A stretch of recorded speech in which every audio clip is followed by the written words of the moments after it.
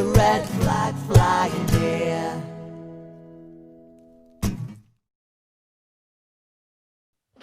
And welcome to a packed and very exciting edition of, I always feel like saying just a minute, but it isn't, it's political and muted.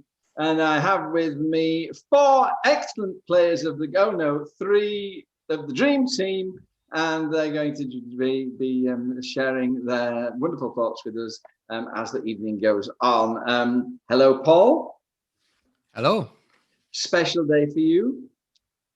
As well as being the first Tuesday in 3 that I haven't broken my nose, it's also my my wedding anniversary. So yeah, quite nice. That's right. I must say you're looking very handsome, and your nose seems to have healed largely. Is that the case? I don't know about the first aspect, but the second one, yeah, it seems to be healing okay. And I chopped my beard a bit, so I look a bit different tonight. I was talking to Laura earlier today, and she was saying she's still as much in love as she was ever with you. 8 years, and congratulations to you. Hi, Stuart. Hi, Sam. A bit rude. I'm rushing on because we have so much to get in, and we have to be over this part by 10 past. Paul, moment of the week. My moment of the week is the attack that was prosecuted this week. Sorry, someone was charged with an attack on a law firm this week, a terrorist attack. And this was a person came in with a Nazi flag looking for a certain person who had been defending immigrants. And this was this whole reason for being there and attacking these people was because he thinks it's really unjust that immigrants are getting representation by law firms. So he went in there, tried to hurt some people. It just so happens that someone I used to teach works at that law firm, and she said only a few people were injured because most people were working from home. But it was a very, very serious event. Now this happened on the 7th of September, I believe. And following that, Priti Patel still went ahead with that speech where she was talking about lefty lawyers provoking people into attack. So she'd been warned by MI5 that there was a credible threat against law firms, and please don't do anything to incite it. And she did. She's inciting people against lawyers. So I think what a dangerous job that some of them do, and what an awful thing for a Home Secretary who's supposed to protect her citizens. What a disgraceful thing. I think one of the key things of a society, isn't it, is that we have people who protect, who defend people who we would personally think are indefensible. We need those people to do that. Or we become a barbaric society. And is she the Home Secretary, Paul? Yeah, she's Home Secretary. I mean, that's highly irresponsible, isn't it? Well, it's absolutely deplorable. I can't believe that anyone would behave that way. I think it's quite disgusting. She needs to protect people in the UK.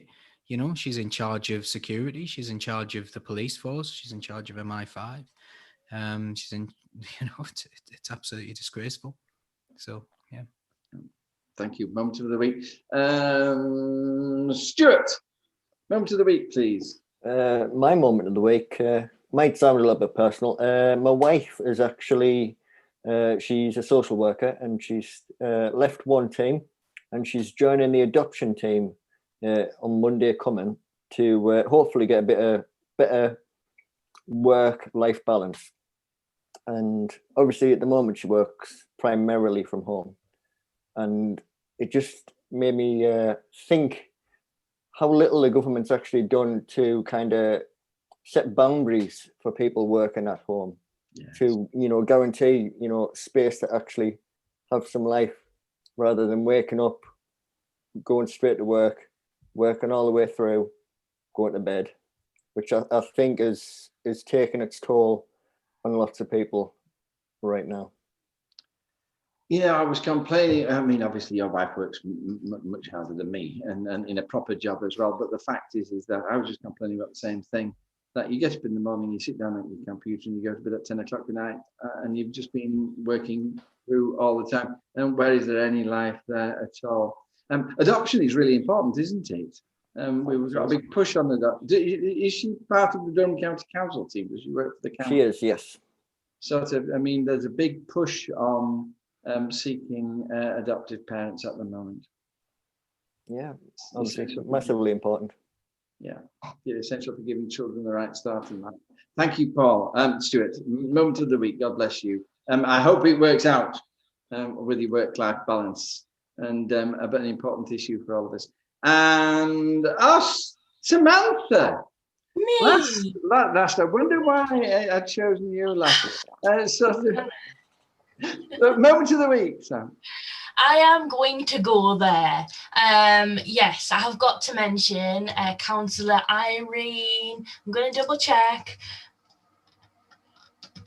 Irene Hewitson, right? So I don't know this woman, and this is not personal. I met her once, didn't talk to her. She went to a COVID denier, an anti-mask, a civil rights, whatever you want to call it, protest in Durham city centre, and she's been videoed, and that's been shared all over County Durham and beyond, saying that COVID is a lie, and that we're just having our freedom taken away from us for no good reason. And this is a pattern. Again, this is not about her, because this is a pattern, isn't it? We had that little old lady went viral saying that she was 80 something and she didn't care and she was just gonna get on with her life. And there's lots of this at the moment. So it's worrying, isn't it? Because the media informs what people think, and what people think translates in what they do. And we are all at the whim of other people's individual actions here. We need everybody to take responsibility to try and drive down the infection rate. The infection rate is going down in County Durham at the moment, which is excellent, and we want to keep it going that way. Not just because we want to avoid tier 3, just because we want to keep as many people alive as possible. So it's just amazing, isn't it, how people can genuinely, and I believe that she believes that COVID is a lie, that people can genuinely believe that when we had so many people die in care homes. I don't know about any of you, but I know 2 people personally who've died of it. I've got a friend currently who's very poorly with it, so it just seems so strange. But I think it's a sad indictment of social media about how actually you get funneled information. The way social media works is it funnels you information that it thinks you're going to react to, and you're more likely to react to information that you agree with. So it sends you down this sort of rabbit hole, to use the QAnon term. It sends you down the rabbit hole of confirming stories that confirm your worldview, and the outburst by Irene Hewitson is the result of that. So there's lots of, and I'm not going to say, lots of people are getting the pitchforks out and getting really angry about it. If you're angry about it, first of all, you can complain about her conduct. If you think it's unbecoming of a councillor, you can do that. It's all handled by the legal department at Durham County Council and based on what the law is. But we've got elections next year. And what you need to, another point I wanted to bring in, I will stop soon. Another point I wanted to bring in was if she was a Labour councillor, then you would have another layer of control. Yeah, basically, you could complain to the Labour Party about her behaviour. Because she's an independent councillor, there's nowhere else apart from the law to go, and it's very difficult to remove a councillor. And I'm not saying she deserves to be removed, but I'm saying that, this is one of the functional roles that political parties do actually play in terms of our political system, because the Conservative Party or the Labour Party or the Lib Dems can step in, they can offer training and mentoring, or in extreme circumstances remove the whip entirely. So I hope people will remember that when they do go to the ballot box next year, because to me, independent councillors, unless you know them really, really well, they're like a mystery box. You have no idea what's going to come out the other end. And indeed, we are beginning that process of vetting councillors to make sure that they're fit to be councillors at this moment now.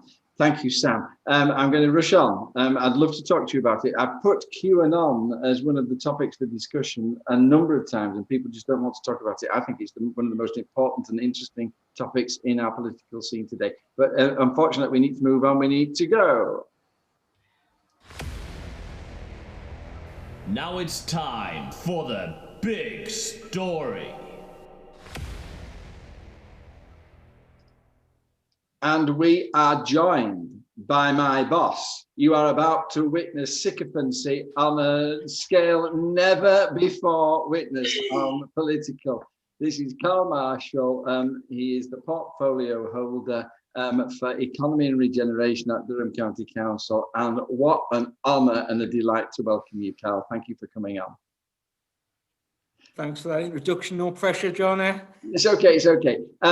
What we've invited Carl onto the programme for is because the big story today is the County Durham Plan. And the County Durham Plan was formally adopted, not without controversy and argument, at Durham County Council on Wednesday. And so I've brought Carl on. Team, I've got a listener has given me a career-ending question to ask Carl after the second. I'll take the second question. And then if you pile in with your questions after that, that'll be okay, please. I'm going to ask you to start you off, Carl, by just sort of saying, what is the County Durham Plan and why is it so important? Well, thanks, John. I think, you know, it's a planning document at the end of the day. Some people get very excited about planning. In fairness, I mean, planning is very subjective, as we all know. You know, if people want to put an extension on the house next door, build houses out the back of your property, some people get engaged with the planning process like when things are quite contentious. In terms of the county plan, it's our principal document. So since local government reorganisation, we've been working on the old dated district plans, and we've been working on the current plan since 2016. It helps to direct future development in terms of housing, the type of housing and business space and infrastructure right across the county. So it's a really important document for us as a council. It helps to give some certainty to residents on the type of developments that we're looking for across the county, and probably as importantly, whereabouts it should be considered. It also helps to give some certainty to investors and people who are looking to come here and create jobs and build houses, sort of by sort of giving them some assurances if they're going to spend money and develop projects, that the areas in which they're likely to build them are going to be considered appropriately by the local authority. So the current plan, some of the figures in it, look to create 30,000 new jobs across the county and deliver 25,000 new homes, which are quite big figures. It's quite a complex document. It's been through vigorous community consultation with thousands of people from right across the county contributing to it. It's then had an examination in public with an inspector where various partners, councillors, residents were able to turn up and put their points across to the inspector. And thankfully, he's agreed with our view that this is a robust plan that'll help to take County Durham forward in the future. It basically means that when anybody makes an application at the county council, that this is what the planning committees will use to help determine and make their decisions in the right way. But it's about a lot more than just housing and jobs. There's some big numbers in there around trying to tackle the social housing deficit that we currently have, with a waiting list of over 10,000 people. And as a council, we've been working on hard on things like a new housing strategy, which includes Durham County Council starting to build and manage our own housing stock again in the future, which is really important.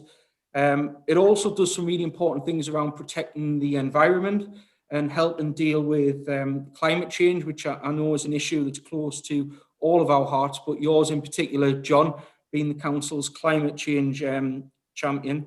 It does some really good things around helping older people stay in the homes for longer. So 60% of every home that's going to be built in the county in the future will have to be built to cater for older people with various adaptations, so people can live in the homes for longer. But I think the exciting thing for me is around the jobs and building on the pipeline investment that we have across the county of around £3.2 billion. It's an area that we've worked really hard to make sure that we've got some key sites in all the areas across the county, Integra, Akeley Heads, Jade and Forest Park.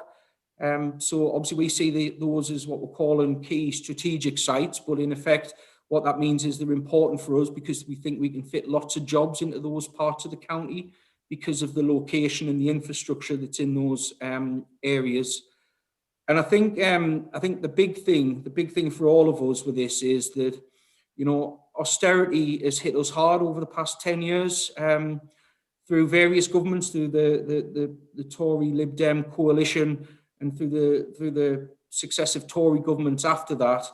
And in particular, that situation and that lack of investment in public services has exacerbated the gap between the rich and the poor in the county. And I think, some of the fundamental things that a lot of us take for granted around having a job, having an income, and having a decent home to live in is not a reality for many people across the county. So this plan is about Durham County Council trying to take control of our own destiny, trying to create more opportunities for residents across the whole of the county by having more jobs and better paid jobs, hopefully for people to live to move into locally. So it's a massive opportunity for us going forward. But I think this is just the start. It's been a bit of a journey to get here, but now we've got to deliver on those plans, which is so the hard work starts now. Thank you so much. I'm going to vote for you. You're okay there with that.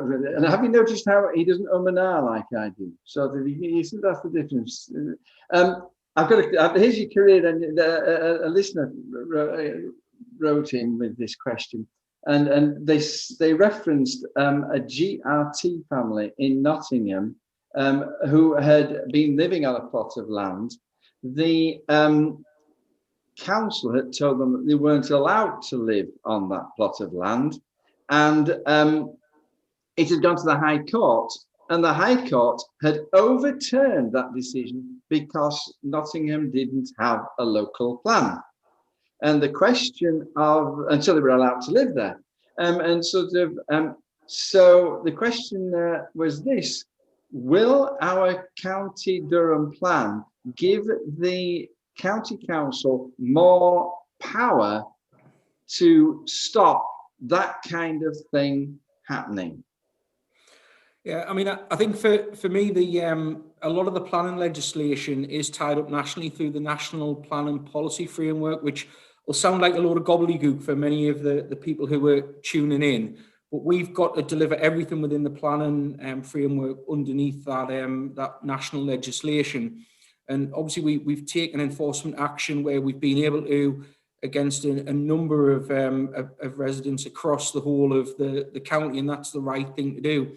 I think what this plan does is it allows us to direct the right type of investment into the right parts of the county. And I think sort of with the framework that we have, it allows us to bring forward the jobs where we want them. It allows us to bring forward the housing where we want them and the right type of housing, but also to restrict unwanted development, such as, takeaways near some of our schools to deal with some of the health issues that we have in various parts of the county. So, a lot of the ways in which we deal with planning enforcement issues are laid down in other bits of legislation, but this certainly does give us a degree of control of what type of development we would expect in different parts of the county.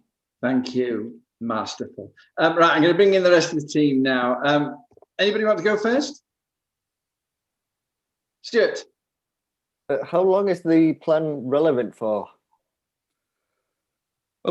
As with any planning document, it's probably people are already thinking of ways that it can be improved and adapted and changed. So, you know, it's not a plan that's going to be there indefinitely, but I would say that we would look to sort of monitor and review it after 5 years.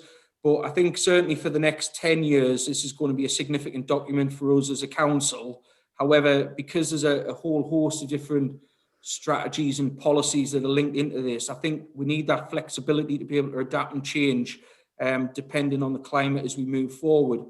The other thing I would say on that is, and I will mention the government's white paper on planning, which they've slipped out during COVID, which would basically destroy all of this ambition that we have, as well as taking away some of the democratic structures we have. So, for example, the ability for residents to turn up and voice their opinions at a planning committee meeting and taking away the views of members. So there are other parameters that are outside of our control that may well come into force.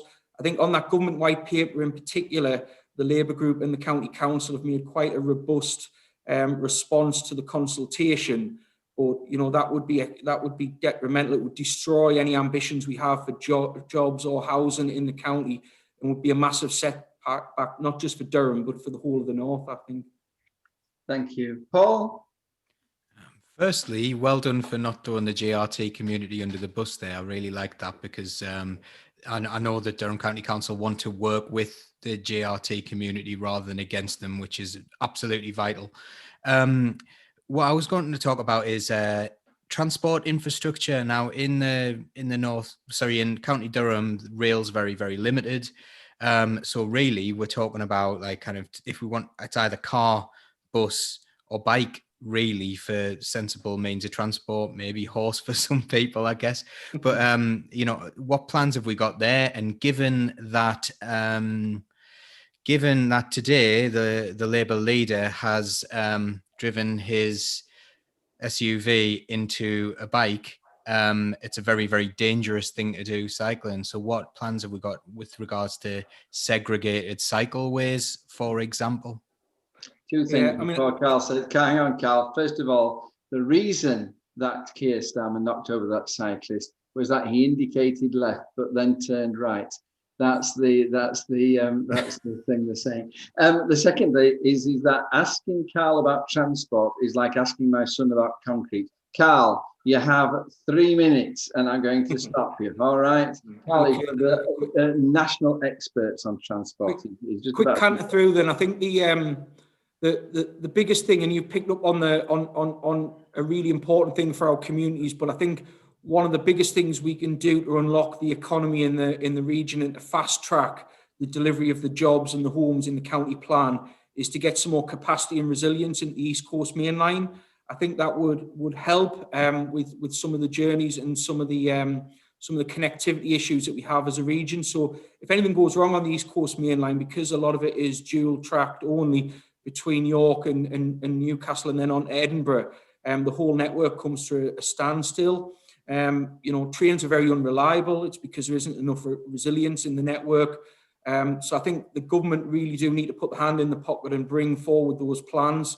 We've been very joined up as a region. We've been very joined up as a northern region as well, through the work of Transport for the North. We know what we need to unlock the real potential. But I think you're right that transport is about that first and final mile. And for some of our communities, just getting from one village to the next is as important. I think a closer working relationship with the bus companies, where effectively they've been renationalised overnight because of the issues with the COVID pandemic. But the bus network is only going to go so far because it needs to be subsidised in big parts of County Durham. So the bus network in County Durham, I would probably go as far to say is not profitable, because we tend to use some of the more profitable routes to offset some of the more rural connectivity issues we have. In terms of cycling, we've had some funds through government recently to improve cycle access. I think it needs something a little bit more radical than the way we've been dealing with it as a council. We need to make some big, bold commitments on cycling and walking. And I think that some of the work we're doing on that as a council is we're shortly going to start a full review of all of our connectivity and have a connectivity strategy which combines the transport side with things like digital connectivity as well. So as a council, we'll bring forward and review the work we're doing on access to good quality broadband right across the county alongside the transport work as well. I know that probably doesn't go into a lot of detail, but I could talk for hours about transport. It's about volunteer driver schemes. It's around sort of dialer bus services and looking at more innovative ways that communities can help each other, I think, as well, going forward. But rest assured that the council is going to be consulting with communities right across the county about how we can have a transport plan for Durham that builds on those issues that you've identified, Paul. It's really, really important to everybody. When I drive around my ward, I see, ooh, I got that play area there, and you feel good about yourself. Carl drives down to Durham, he sees the bus station, and he said he'll see the new bus station and say, I got a new bus station there. We're just dealing at a different level. Fabulous. Just before I bring in Sam, and really very, very quickly, Paul, because Sam's got a question. How much of a disaster was the failure to get the 2 relief roads? Sorry, is that for me, John? Yep. Yeah. I mean, I think it would have been a bigger disaster had the inspector taken out the jobs and some of the other sort of growth that were linked to the potentially linked to the relief roads. I think that it would have been a lot more proactive to look at putting the infrastructure in. But I think, you know, the inspector's sort of taken on board the views of everybody with that. And he's decided that the jobs and the growth in and around that part of the county can be delivered. And don't forget the relief road in Barnard Castle as well. It was really important to rural communities over there. So, you know, I think we would have preferred the relief roads to be in there. We felt we put forward a robust case as to why they should be in there. However, we can still deliver the jobs within the context of the current plan, which I think is really, really important for us. And this will be the last question. God bless you, Carl. Thank you. Sam. I'll just mention a couple of the comments. Janet is really happy to have heard that explanation. She was at an AAP meeting last night for Weardale, and she said your explanation of the County Durham plan was a lot better than the one that they had there. So thank you very much for bringing it to life for them. Tim mentions that there's currently a petition for Ferryhill Station, but Ferryhill Station is in the County Durham plan. Is that right? Yeah. So I mean, some of the government doled out some money to some of the new MPs that bypassed all of the local transport authorities in the regional transport group to look at feasibility of opening up various parts of the county to rail concert and a rail line in there along a really popular walking and cycling route is one of the feasibility studies that we'll be working with, and also the Ferryhill Station one. I think from just to sort of nail my colours to the mast with it, I think the reopening of the Leamside line as part of that resilience and capacity I was talking about in the East Coast Main Line is an absolute must. It's not just about chucking down some extra tracks between York and Darlington and a new fancy station in Darlington. It needs to continue right up to Edinburgh, this work, to realise the potential. And I think the opportunities for the Ferryhill area and the wider south of the county by opening up that rail network could be huge. But we need to go through the feasibility work. And I think I would put a caveat on that nothing happens quickly in rail. So we're probably talking when my kids are a lot older and working and maybe have grandkids. You know, unfortunately, unless the government do something around the position with Network Rail and the control periods and actually do something to fast track that work, it'll be a long time before we see it go from an ambition to an actual, you know, a reality. Carl, your time is at an end. I hope you've enjoyed being with us. It's a real honour to have you on the show. Thank you very much indeed. Thank you, Tim, for your questions. Thank you for your answers. And I'll be talking to you about the County Durham plan, I think tomorrow afternoon, is it, or something like that. God bless you, sir. Thanks. Bye. And now we've got another treat for you, listener, because sort of we're going to, what we're doing is that we're, as I said earlier, we're in the process of seeking candidates for seats. There's an element of vetting, and at the end of the day, what happens is that candidates come before the branches, and the branches say, well, we'd like you to be our candidate, or we don't want you to be our candidate. And there's yet to get to that point, you've got to pass an interview and you sit on what's called a panel. And there are about sort of 18, 20 people on this panel for Setchfield constituency. So what Political is going to do over the next 20 or so weeks, and thanks to Paul's wife, Laura, for organising it, we're going to have one visitor a week who will come and just sort of come on the show, and you'll be able to see them, and you'll be able to see what they stand for and who they are. The first one that we have, and I'm just admitting her now, is Lucy Rundle from Chiltern. So let's let her in. Yeah, I'm so excited. Hi, Lucy. Hello. Have you got your video on? Hang on 2 seconds. There we go. Hey, that's it. I didn't want to knock my phone off the precarious stand. If you fall on the floor, you'll pick yourself up and we'll go around. Samantha is really excited. I thought she might be. It's so good to see you. So what we'll do, straight down to business, because you've only got 10 minutes. And so you're standing, you want to become a county councillor. My question to you is, why? Why do you want to become a county councillor, Lucy? Well, I've been a party member for about five years now, and I've not really done much. I've sort of sat in the background and watched, and I thought, no, I'm going to do something. I need to do something, and I just want to sort of help build a society where my kids can grow up and get the opportunities that they deserve. Not just my kids, but everyone's kids. You know, just help build a future for everybody, really. What kind of things would that future involve? Just, well, equal opportunities for people. Just a better lifestyle, you know, where people don't have to struggle, and the people that who are struggling, they get the help that they need. They aren't, you know, slip through the cracks, because I mean, a lot of people are now. I feel like they are, and just make it sort of.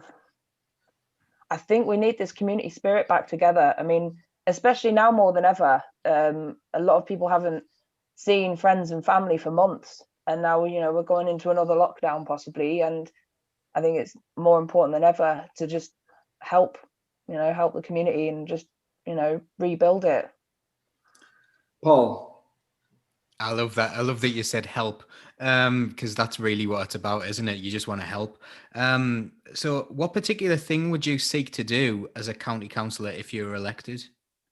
As I said, help people. I'd like to try and rebuild the trust between the community and the council, because I think that's one of the things that's suffered over the last few years is they don't trust the council. You know, they don't believe it when they say, oh, we can't do this because of the cuts. And it's just, you know, people, I think the council's done a very good job hiding most of, you know, well, not hiding, but, you know, spreading what money they have so that people aren't as hit hard as they could have been. And I think that's what I'd like to try. You know, I'm well known in the community, if not by name, but they know me because of my crazy hair or something they would have seen us about. And I think I could help build that trust back up, and sort of be sort of a, you know, just I can't think of the word, a spokesperson for community, just to help, you know, get their voices heard. Have you got any? I mean, you get £18,000 as a county councillor to spend. I mean, what kind of things would you spend it on if you had it? Well, I think, mainly because I'm a mum and I'm a little bit biased, but I'd put it on towards things, kids and teenagers, and just give them something to do. I think building a community hub where they could you know, there's activities, there's, you know, learning opportunities, all these sort of things where, you know, with a knock-on effect, it would reduce like the antisocial behavior that sort of, you know, is rising. It would get them off the streets. It could help feed families, you know, that sort of thing. Just having a centre where you can have all these like accessible points where people can go and get the help they need. Because that's, you know, since the Sure Start Centre is shut down, there isn't really any one place that people can go. So I'd like to rebuild something like that. Smashing. Sam. Hello, Lucy. What campaigns or Labour Party campaigns or community campaigns have you been involved with? That you can talk about? Not much in the last 6 months. There's not been much happening that I can attend. I've always been very vocal on social media. I couldn't really get out and about before, you know, like young children and yeah, but I've always been shouting shouting on social media about, you know, all the campaigns, how, you know, sharing all sorts of things. And but your experience of what you talked about there about Sure Start, that links into work that we did together, wasn't it? Yeah, we did. We ran a not-for-profit company for, what was it, about a year, wasn't it? I think.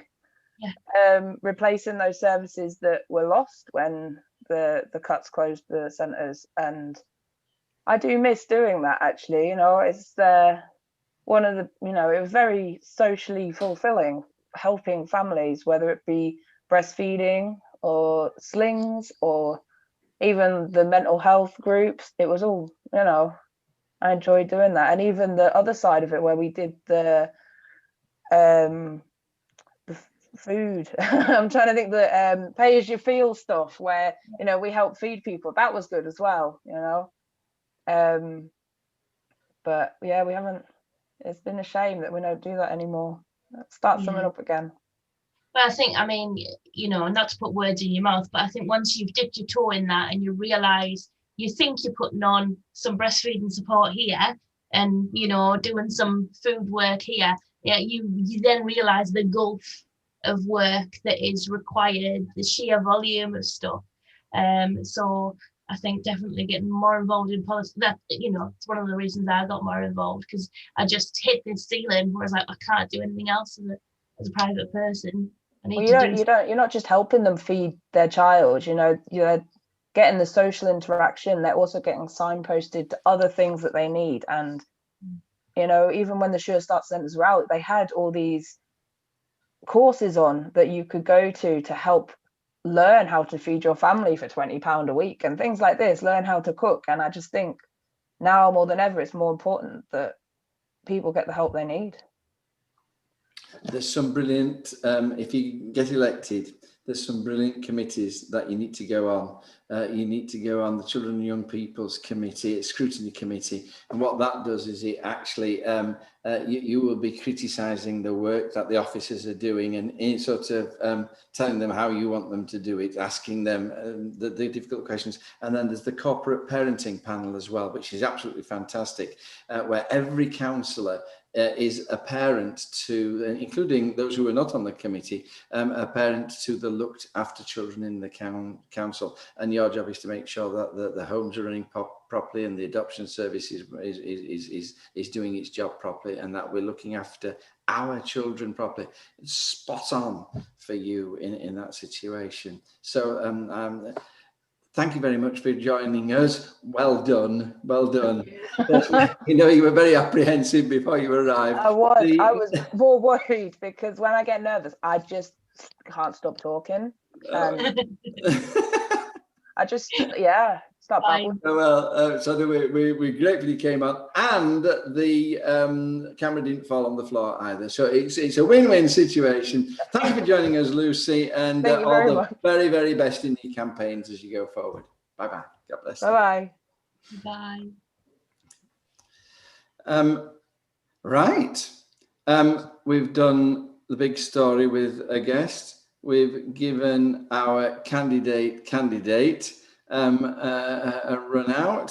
Thank you for your questions, and it was particularly difficult for Lucy because that was the first one. I think we'll get better at that as time goes on. And and now we're going to move to those other stories, which is.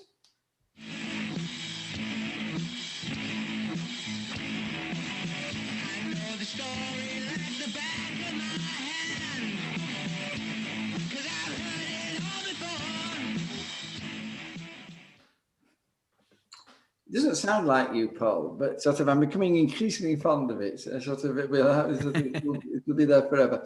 The second story that we're going to be dealing with is the free meals question, which has horrified me. So, Sam, I'll let you kick off on this. So, I mean, this is one that what is really interesting about this story is that the Conservatives seem to try to rewrite it every few days and change the story on what they planned to happen. So the government had indicated that free school meals would still be available through the holidays. It was very fluffy and very vague, Boris Johnson-y, but it was indicated that it shouldn't be something that we'd have to worry about. And then as we got closer to October, it became clear that the government weren't going to put the facility in place for free school meal vouchers to be provided for children. And it was put as an opposition day motion by the Labour Party to say, you know, are you going to fund free school meals? And the Conservative Party used the whip, and most of the Conservative Party MPs voted against feeding children during the holidays. And they keep trying to dress it up as something else about long-term plans, but that's what they voted for. And we've got to nail the actual down. You know, you can't keep hiding behind, oh well, we've got a long-term plan, we've got this and we've got that. It's your responsibility, just like it's mine at the town council and yours at Durham County Council. When you vote for something, that's your name next to that thing. So then there was a bit of a weird moment where a lot of Conservative MPs seemed to be really shocked that people were upset about this. We put up a social media post in Bishop Auckland constituency, and our MP basically replied to it saying, like, you don't expect me to vote for Labour things, do you? And then Paul Howell was a bit slow off the mark in putting anything up justifying his vote. And Rick Holden, Northwest Durham, managed to abstain. So he probably thought he was doing a shrewd thing there. But was he or was he not? That's another thing. So there was a few days. I mean, bear in mind that was Wednesday. This is less than a week ago. And then there was a bit of general confusion among the Tories, like, why are people upset? And then during the weekend, there's this thing come up where all the Conservatives have started saying, oh, well, we gave the councils money for free school meals, so, you know, we have paid for it. Which is more funny because you've got Conservative councils like Darlington not providing free school meal vouchers, and then you've got the Labour-run Durham County Council who are. So you're like, look, stop pretending, stop making excuses. It's clear here that the Labour Party wants to fund free school meals and the Conservatives don't. You need to explain to people why that is, and they're not. So it's a right chew on. And then today I've seen on social media people saying, I can't, because obviously now it is Tuesday and the holiday started yesterday, and the announcement for how people could claim the free school meal vouchers only came out last night. And I'm hearing people saying, I can't believe, you know, it's Tuesday and I'm only just getting this information now. And yeah, it only got announced on Wednesday that they weren't going to get the free school meals paid by the government. So it's been a miraculous turnaround by Durham County Council to get this scheme up and running, actually. And yes, as always, any problems with it, go to your MP, because ultimately it's their vote that's caused us to be in this position. Thank you. Really clear, Sam. Thank you. People always love it when you explain like that. Paul, comments. I can echo what Sam said with regards to how strange it is that they keep changing the story. This money that they gave to councils was actually for a variety of different things. It wasn't for free school meals, and it was stipulated that was given in June, and it was stipulated that it had to be spent within 12 weeks, which 12 weeks is up. You know, it should have been spent. That was the stipulation. But now they're saying, oh, actually, no, we did, because politically they know that this has been a disaster. They know that this has been an awful thing, and people have actually gone, hang on, what is the state for? And if you look at what the state is actually for, it depends, because under socialism, you know, we're on Socialist Think Tank at the moment. Under socialism, the state is to support the people. And under neoliberalism, they believe that the best way to support a country is to make sure that your very, very richest are the best off. So they will make sure that the state supports the very, very richest, which is why we saw the banks bailed out. And it is why we see like constantly this money being trickled up. So every time we have a deficit, you see the rich getting richer. And people are starting to realize that. And the Tories are terrified. They're absolutely terrified. But they're tying themselves in knots over it because Boris Johnson's saying, we don't want this. We don't want people to have the free school meals. We've never done this before. This is going to be a slippery slope. They'll expect never to be hungry again. And then you've got Sunak saying, oh, he's actually come out today and said, we've already given the money for this, which is a blatant lie. And I think now it's about how people take that information on. People are angry, and that's quite right. They should be angry because this has been awful. Now, what's going to happen next time we get the opportunity at the ballot box? We knew Boris Johnson was a liar in the build-up to this, but it used to be a bit funny, I think. And I think a lot of people are like, hey, Boris, I know he lies all the time, but he's going to get Brexit done.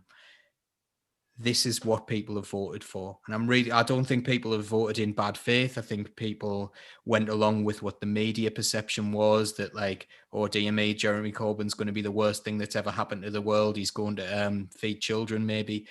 So we're in this situation because the media really didn't want to change that status quo of the rich being very well looked after by the state capitalism, if you will, and the state not really looking after its people. That is what the media barons were terrified of. This is what people have voted for. And I think people need to take that on board and think about that the next time they go to the ballot box. Stuart, what's your take on this? I'm deeply upset. I'm not deeply surprised by it in the slightest, because this is what these types of people do. This is generally the Conservatives playbook, just out for everyone to see. I've suffered malnutrition in my life before. I know the effects of it, you know, how incredibly damaging it can be in a long-term situation, just from malnutrition in the short term.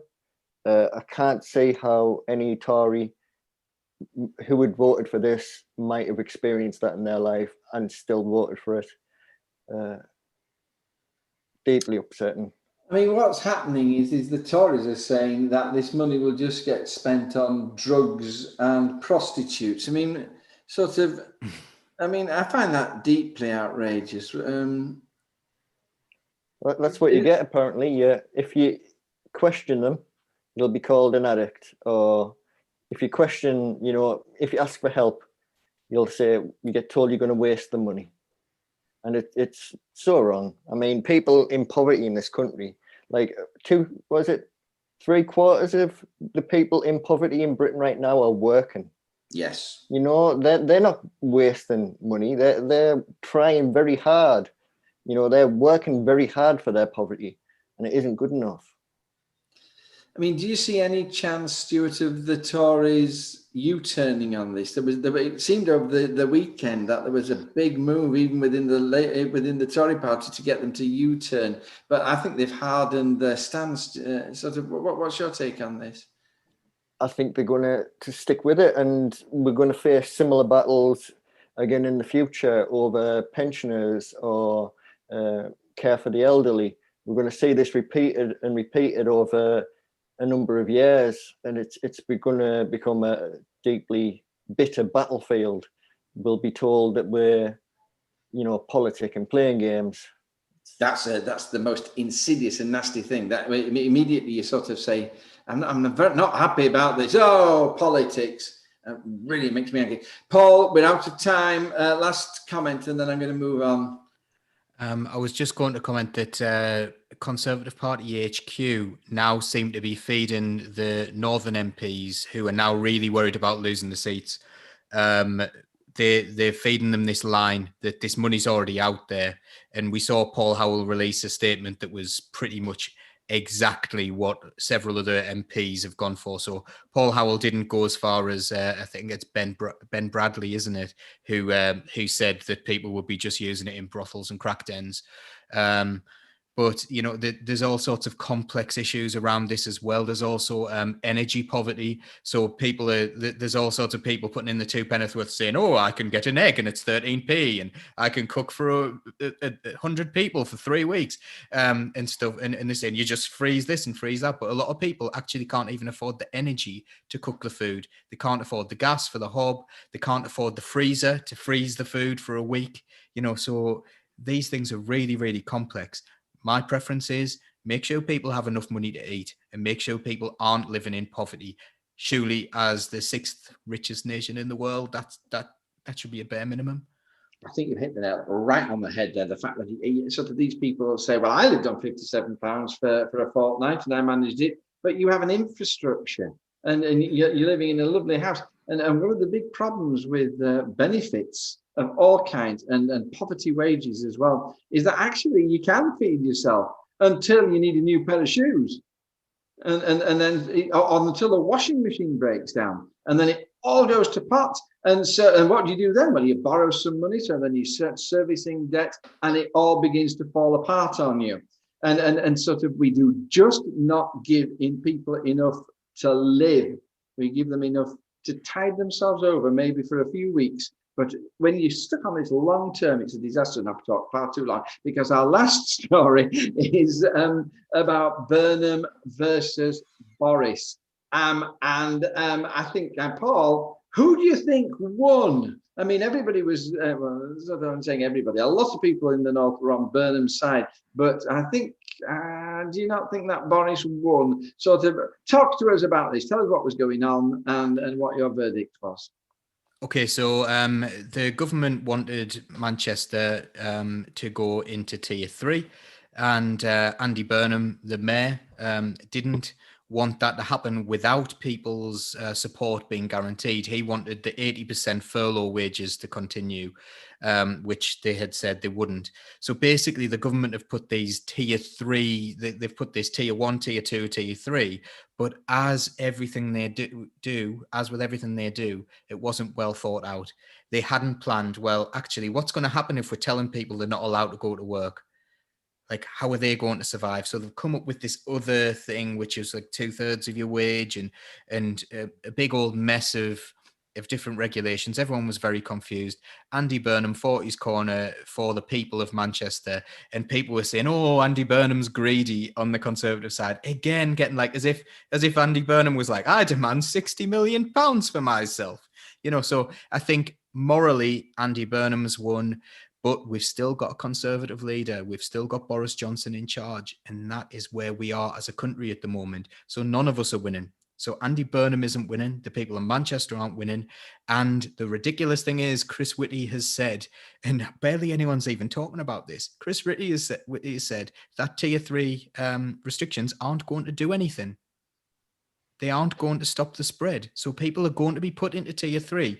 And as we saw today, I think it was 367 deaths, 367 people. And I don't care whether they've got underlying health issues or what. They're people, they're family members, they're people that had a value. They were good people. Well, they might not have all been good people necessarily, but all those people deserved to have a chance at life. And, I think we're looking at this in a very, very strange way. Why are we putting people into Tier 3 if it isn't going to help? Obviously, schools are driving this, is my opinion, and that's what all the evidence is saying. So unless you do something around schools, whether that's a kind of blended learning, there's no point in any of the other restrictions. Stuart, how does this fit? How does what happened in Manchester fit alongside all these claims of levelling up that we were told? Is this a special occasion, or are we just seeing the Tories' true colours? We're seeing their stripes for sure. Clearly, these promises of levelling up the north didn't ring true, because when we really need it, when there's a pandemic going on, when people's lives are at risk, they're counting the pennies, and they're quite happy to let us all, try out starving to death, and turning Greater Manchester into a bit of a desert. It would be a disaster to go into a tier 3 situation without the financial protections to guarantee that a community could come out of it the other side, no matter whether it would be effective or not on COVID. Do you think they were just making an example of Manchester to terrify, pour encourager les autres, to terrify everybody else? I'm not sure. I feel like they have a plan, and they're quite happy to test out higher types of restrictions and different things on the north before they have to, that they're in a situation where they have to apply it in London. So I think part of it was they were wanting to see how people would react under, the intense pressure of tier 3 in Manchester, see how it would affect people in London. Thank you. Sam, last word. Yeah, I mean, that's a really good point, isn't it? The financial support for tier 2 businesses only came in because they were going to put tier 2 on London. Again,